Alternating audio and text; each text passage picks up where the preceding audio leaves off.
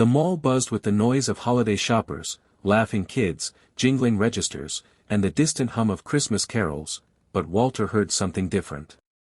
A small, stifled sob. He paused near the toy store, cane in one hand, shopping bag in the other, and turned to see a little boy standing alone. No parent in sight. The child's cheeks were red, not from the cold, but from crying. Walter approached slowly, gently lowering himself to one knee despite the creak in his joints. "Hey there, buddy," he said softly, his voice worn but kind. The boy clutched a plastic dinosaur and mumbled, "I can't find my mom." Walter smiled warmly and slipped off his cardigan, wrapping it around the boy's tiny shoulders. "Don't worry. You're not alone now." While others bustled past, too busy or unsure, Walter stayed. He didn't ask questions or try to make the boy stop crying. He just sat beside him, humming a quiet tune, until a mall security guard finally arrived. The boy only gave his first name, Jordan, but held tightly to Walter's hand. Walter helped him to his feet and gave him a reassuring wink as he was led away. No one asked Walter his name. He didn't expect them to. As the crowd swallowed him back up, he smiled quietly to himself. To him, it was nothing. To Jordan, it would be everything. In the small office behind the mall security desk, Jordan sat on a swivel chair, still wrapped in Walter's cardigan. His mother had been found, rushing in with tears and panic, but the boy's eyes stayed fixed on the doorway, waiting for the man who had comforted him. "Where's Grandpa?" he asked softly, the only name he'd had for the kind stranger. But Walter was already gone, blending back into the crowd like he was never there. He had quietly declined to give his last name, waved off thanks, and slipped away before anyone could stop him. Outside, the snow had started to fall. Walter walked home alone to his modest apartment, the echo of the boy's small hand still warm in his own. He lived a simple life, no family, no visitors, just a shelf of old books and a kettle always ready to boil. Acts of kindness were a quiet habit, not a heroic moment.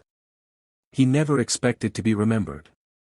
As he hung his coat and settled into his creaky armchair, he thought of the boy, hoping he made it home safe. Meanwhile, Jordan held the cardigan tight, as if it still carried the man's warmth. It was a brief encounter, over in less than an hour, but sometimes, the smallest lights shine the longest in memory. Years had passed, but the memory never faded. Jordan was now in his late 30s, an accomplished architect with a young family and a busy life, but the image of the old man at the mall still lived in his heart like a soft echo. He didn't even know the man's full name, only the warmth of that moment, the safety he felt when the world had seemed too big. It had always nagged at him, quietly. One evening, after reading a bedtime story to his daughter, she asked, "Daddy, were you ever scared as a kid?" And just like that, the memory came rushing back, the mall, the tears, the cardigan. That night, Jordan sat at his desk and began to search. Old newspaper archives, mall staff interviews, social media posts, anything. It felt impossible. But a week into the search, he found an old photo from 1987, a mall Santa posing with kids. In the background, barely in frame, stood a man in a familiar cardigan, kneeling beside a crying boy.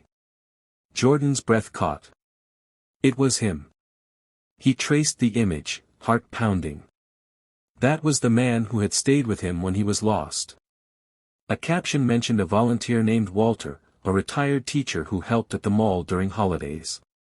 It wasn't much, but it was a start. And now Jordan had a name. He didn't know where the search would lead, but he knew one thing for sure, he was going to find him.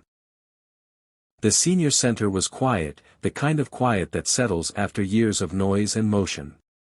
Jordan stepped inside, his heart thudding like it had when he was 6. He'd followed a string of leads, an old volunteer list, a retirement directory, finally a staff member who said, "You might mean Walter. He still reads to the kids on Saturdays." That day was Saturday. Down the hall, in a sunlit room lined with books, Jordan saw him, older now, hair silver white, voice soft but steady as he read aloud to a circle of children. Walter. Grandpa. Jordan felt a lump rise in his throat. He waited until the reading ended, then approached slowly. Walter looked up, puzzled for a moment, until Jordan knelt down, just like Walter had all those years ago, and said, "You stayed with me when I was lost. You gave me your sweater. I never forgot." Walter blinked, then smiled, the kind of smile that held decades. Tears welled in both their eyes. "You remember that?"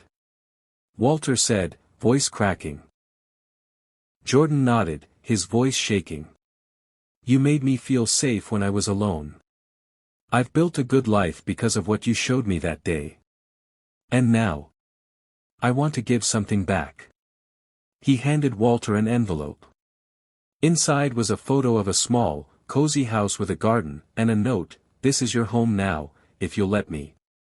My kids need a grandpa. And I need you too." Walter didn't speak. He just reached out and held Jordan's hand, both of them quietly crying, surrounded by children and second chances. The porch was bathed in golden evening light, the kind that made everything feel softer, slower, sacred. Walter sat in a rocking chair, a cozy blanket across his lap, watching Jordan's children chase fireflies across the yard. Laughter echoed through the quiet neighborhood, blending with the creak of the rocking chair and the distant chirp of crickets. The house was simple, but warm, sunlight in every window, love in every corner. On a hook by the door hung an old, faded cardigan. Worn, patched, and too small now, but still cherished. It had once wrapped around a scared little boy.